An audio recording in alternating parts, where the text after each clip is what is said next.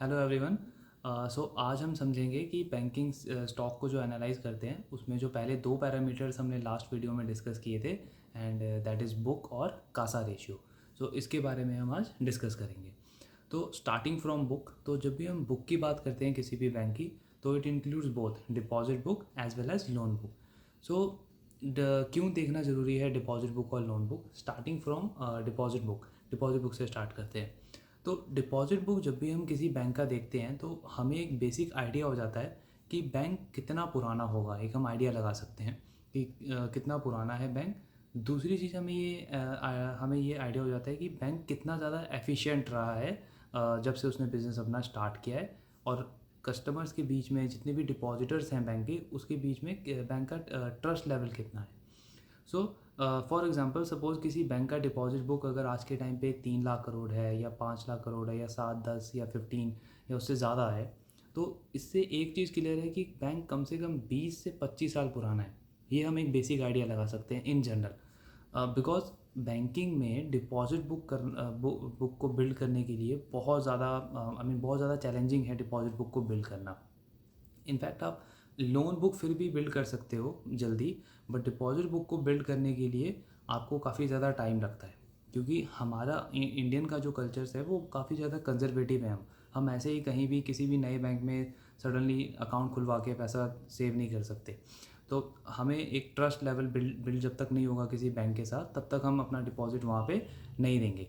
तो that's why अगर हम आज के टाइम पे किसी भी बैंक का डिपॉजिट बुक बड़ा देख रहे हैं, तो इट्स क्लियरली शोज़ कि वो बैंक कम से कम 20-25 साल पुराना है।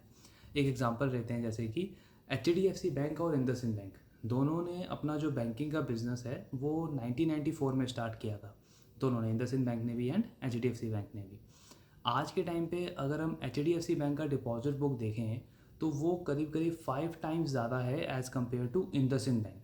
तो 5 गुना ज़्यादा डिपॉजिट बुक है HDFC बैंक का आज के टाइम पे, अगर हम कंपेयर करें इंडसइंड बैंक से, जबकि दोनों ने बिज़नेस साथ में स्टार्ट किया था। सो इससे सबसे बड़ी चीज़ तो हमें ये पता चल रही है कि HDFC bank over the last 30 years, लगभग 30 साल हो गए हैं, 30 साल में HDFC बैंक बहुत ज़्यादा एफिशिएंट रहा है। दूसरा, जो ट्रस्ट लेवल है HDFC बैंक का एमंग इट्स कस्टमर्स डिपॉजिटर्स, वो बहुत ज़्यादा हाई है as compare to other banks. एक और एग्जांपल समझते हैं, कोटक बैंक और यस बैंक, दोनों ने अपना बैंकिंग बिजनेस 2004 में स्टार्ट किया। आज के टाइम पे कोटक बैंक का deposit book is 60% greater than yes bank.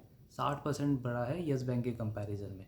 So again ये भी यही दिखा रहा है कि कोटक बैंक ज़्यादा एफिशिएंट रहा है as compare to Yes bank, और लोगों के बीच में जो ट्रस्ट लेवल है कोटक बैंक के लिए वो ज़्यादा है as compare to Yes bank.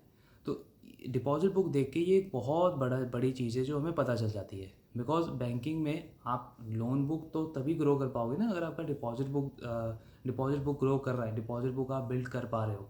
And वो कैसे होगा? अगर आपका पास्ट रिकॉर्ड दिखा रहा है कि आप एफिशिएंट हो एंड लोगों के बीच में आपका ट्रस्ट है। दूसरी चीज़, कासा रेशियो। सो कासा रेशियो डिपॉजिट के अंदर, अगर हम इसका मीनिंग या फुल फॉर्म समझे तो बहुत सिंपल है। सपोज़ कि मेरे पास 1 लाख करोड़ के डिपॉजिट हैं एंड उसमें से 40,000 करोड़ जो हैं वो करंट अकाउंट और सेविंग अकाउंट है। कासा की फुल फॉर्म यही है, current account and saving account. तो मेरा कासा रेशियो क्या हो जाएगा? 40%। 1 लाख करोड़ का बुक है और उसमें 40,000 करोड़ मेरा करंट अकाउंट सेविंग अकाउंट है, तो मेरा कासा रेशियो हो जाएगा 40%। बाकी का 60% क्या है? फिक्स डिपॉजिट या रिकरिंग डिपॉजिट। सो बेसिकली यही 3 तरीके होते हैं एक बैंक के पास जिससे वो डिपॉजिट रेज करता है: current account, saving account, FD या RD। अब कासा रेशियो यहाँ पे क्या रोल प्ले करता है? सपोज़ मैं एक नया बैंक स्टार्ट कर रहा हूँ आज के टाइम पे, और मेरे साथ कंपैरिजन में लेते हैं हम SBI को। सो मुझे बैंक को चलाने के लिए सबसे पहले क्या चाहिए? डिपॉजिट बुक बिल्ड करना पड़ेगा, बिकॉज तभी मैं लोन दे पाऊँगा आगे। तो अगर आज के टाइम पे मुझे डिपॉजिट बुक बिल्ड करना है, तो मुझे पता है करंट अकाउंट, सेविंग अकाउंट से अगर मैं डिपॉजिट बुक बिल्ड करने जाऊँगा तो उसमें बहुत ज़्यादा एफर्ट लगेगा, अप फ्रंट कॉस्ट लगेगा, और काफ़ी ज़्यादा टाइम भी लगेगा। लेकिन मुझे अपने बैंक के बिज़नेस को जल्दी से ग्रो करना है, तो मैं क्या करूँगा? कस्टमर्स को ऑफ़र करूँगा कि 8 से 9% पे FD का इंटरेस्ट रेट मैं उनको ऑफ़र करूँगा। वीज़ा वीज़ SBI का हम सपोज़ करते हैं आज के टाइम पे FD क्या दे रहा है? वो 6%, 7%। और तो अगर मुझे SBI का कस्टमर अपने पास लाना है फॉर FD, तो मुझे कम से कम उससे 2-3% तो ज़्यादा देना ही पड़ेगा, 9% 10%। तो ऐसा कर करके मैंने अपना डिपॉजिट बुक जो है वो बिल्ड कर लिया। और सपोज़ कि मेरे पूरे डिपॉजिट बुक में जो कासा रेशियो है वो सिर्फ 20% है, वीज़ा वीज़ SBI का सपोज़ 45% है। अब प्रॉब्लम मुझे यहाँ पे आएगी कि जब मैं लोन देने जाऊँगा आगे अपने कस्टमर्स को, बिकॉज डिपॉजिट बुक मैंने बिल्ड किया है किस लिए, आगे लोन देने के लिए। बैंक का बिजनेस मॉडल तो यही है ना कि कस्टमर से डिपॉजिट उठाया और आगे वो पैसा लोन पे दिया, दोनों के बीच का जो मार्जिन है वो बैंक का प्रॉफिट है। तो सपोज़ अगर मैंने 9-10% दे के FD उठाया है तो, और मेरे पास कासा रेशियो सिर्फ 20% है, तो मेरा जो डिपॉजिट कॉस्ट ऑफ डिपॉजिट है वो अराउंड 7-8% के आसपास हो जाएगा। यानी कि मुझे फ़ंड उठाने के लिए 8% देना पड़ा है कस्टमर को।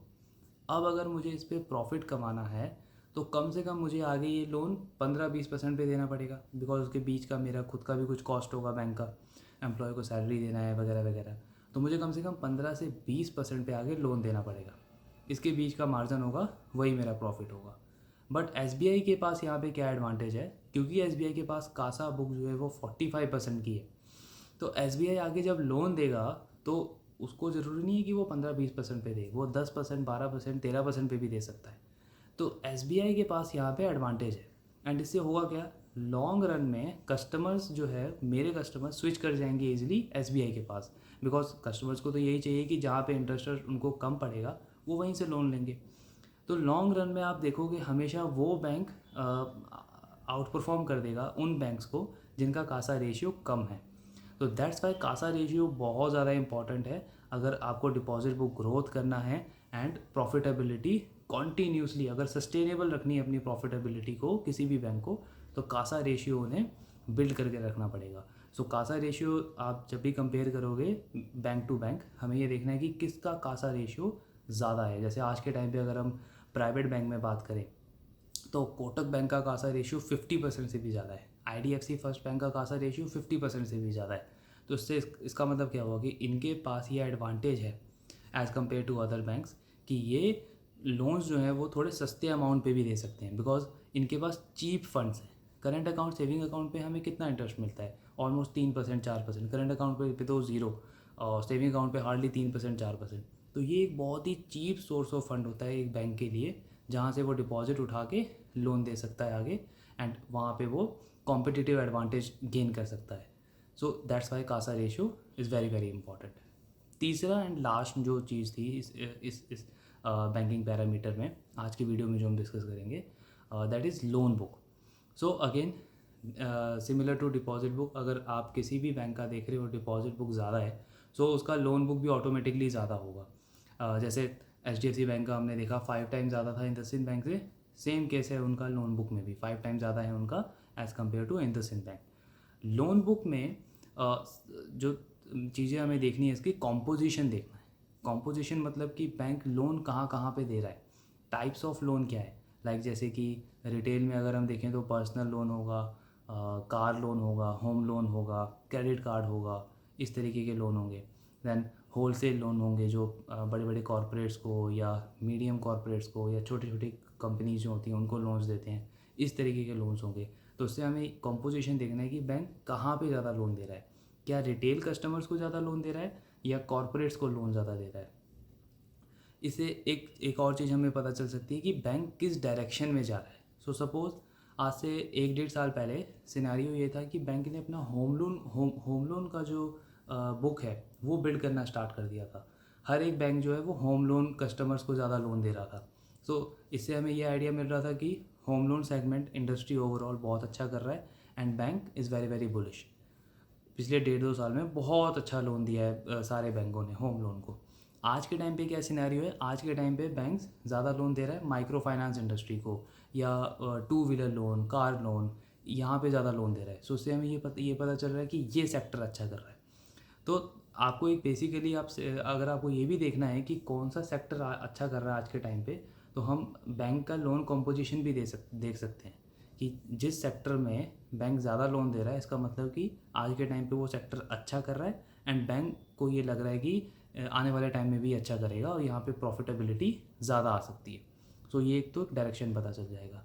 तीसरी और ये बहुत ही क्रिटिकल चीज़ है, हम एक इसको कंपेयर कर सकते हैं लाइक जैसे पास्ट ट्रेंड अगर हम देखें तो पास्ट ट्रेंड ये कहता है कि जैसे इंफ्रा लोन्स जो होते हैं या पावर प्रोजेक्ट के जो लोन होते हैं या जो होलसेल लोन होते हैं बेसिकली, वहाँ पे जब जब बैंकों ने लोन दिया है तो वहाँ पे बैड लोन बहुत ज़्यादा हुए हैं।